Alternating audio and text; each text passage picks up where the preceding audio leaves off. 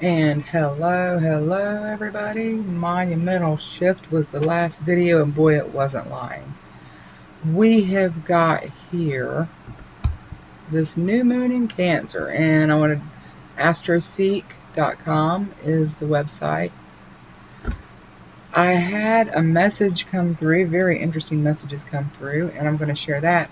But I wanted to touch on the new moon. It's here. It's the second new moon in Cancer. It's 1732, 7/20/2020. 28 degrees, 26 minutes. Lots of fun numbers to talk about there. Like I said, this is indeed the time of the monumental shift and time to choose. It's time to take heed to the warning. Things are speeding up, things are changing, and there won't be any going back. It's time to anchor your experience. So as always, you will find the link to Peace Dealer in the description, and I'm going to get into the extra dimensional message that was brought down because it's very important that I get this word out. So with that being said, let's go ahead and switch over. But before we go any further, let me go ahead and ask you, if you have not already liked this video, look down below there and hit that like button. And if you're not already subscribed, please do that as well so that you get notification when you hit that bell when I upload a new video. Lots of messages coming through. If you are already a subscriber, again, you're the best of the best. You guys keep me going, and we are going to new places. So like this video, please share this video and comment on this video. Let me know if this resonates. Let me know what things are going on in your world and in your experience. All right, everybody, as you can see, this was not a planned or expected message. I'm in the midst of trying to get into a mood with every little thing that you can imagine being thrown into the middle of it to hold it up.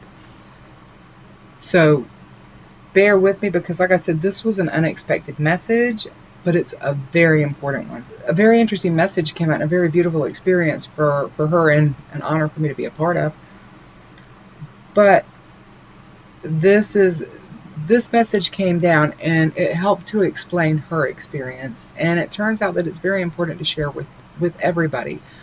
The time to make the decision is here. It's come and it's gone. You need to choose. Are you going to have a third dimensional experience with everything that's going on in that, or are you going to choose to anchor a fifth dimensional experience?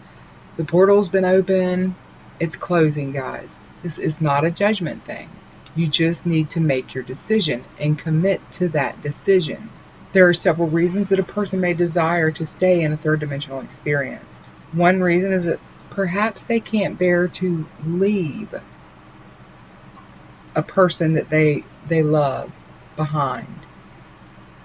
What I say to you is that you have chosen to relinquish your primary individual experience for an inclusive one. If that's your decision, that's okay, but commit to it. Another reason to remain in the 3D experience is perhaps you feel that you're here to save others. You can't save anyone but you. That is, in the end, you can offer help, but you cannot save anyone but you ultimately. Everybody is responsible for their own energy, their own experience. Like the path on the maze, you ever do those mazes and it's like you follow it and you're like, oh yeah, it's going straight to the exit, and then you get there and just before it's blocked off. It's like that. You are contributing energy to the experience if you choose to stay for that reason. You're not saving anybody. Be aware that you're contributing energy. You've made your decision. Commit to it and start to manifest with it. And you may be one that truly needs the experience of the hell on earth that we've heard talked about, or just the construct of heaven and hell in itself. What I say to you is that you may be here a couple years to experience all of the unpleasantness that's going to be taking place in a 3D frequency. And if that's the case, maybe you'll be here a couple years, you'll transition, and then you'll incarnate into the fifth dimension. That is a possibility. There's so many possibilities. So many possibilities. So let me see. I'm making sure because this is my friend's message and I'm not going to share too much of that. That's truly hers to share. If you are receiving this message right now, you are awake enough to make a choice. This choice anchors which experience you will have. This is not a judgment. It is a warning.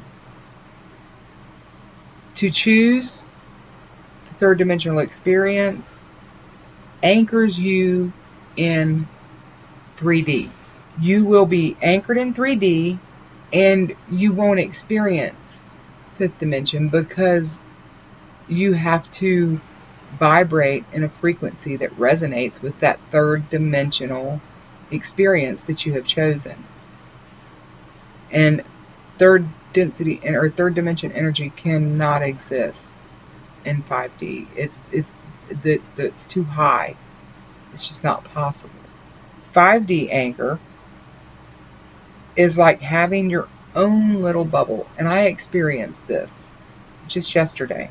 You will be aware of the events of the third dimension, but they will not weigh you down, and you will have a third dimensional experience. To choose 5D, you must commit to the concept that these hurtful, traumatic energies are not of you. Raise your vibrational frequency to that of resonance with fifth dimensional. You are choosing and creating your experience with this new moon. This new moon cycle, you're manifesting, you're anchoring your experience. Once you anchor it, you're there. There's time to do the work and improve. Anything that you need to improve or release. But the time is now to do this. It's some alchemy, and this is from the ninth dimension. I see unified beings as aspect of a whole. When a number of individual energies come together for an experience, they have created a new energy, a twine with each cooperating energy being an aspect. Each aspect then creates their experience to help build the substance of the whole experience. All creation must contain polarity. It's the fuel for quantum existence. The goal is balance for most beneficial results. In the third dimension, these polarities have been magnified. Good versus evil, light versus dark, black versus white, and so on. It's viewed as a competition instead of an effort. To be of any true benefit to any cause, you must first be balanced yourself. You must seek the path of alignment. And this is from a higher dimensional energy, actually, that is connected with the Elohim. And she goes by Alana of the Temple of Light. There's a whole story behind this I may share later, but for the sake of getting the message out, I'm going to go ahead and read that to you. When you stay to one side or the other, you only see what is next to you, so you don't see the true essence of that not in your sight. Let me go ahead and clarify that the place where Lana exists is like this huge, it's just a temple of space. And you have on each side, you have these different tones and colors. But in the middle is this thin beam of light. It's truly just a beam of light. And she's the balance, and stays on this beam of light.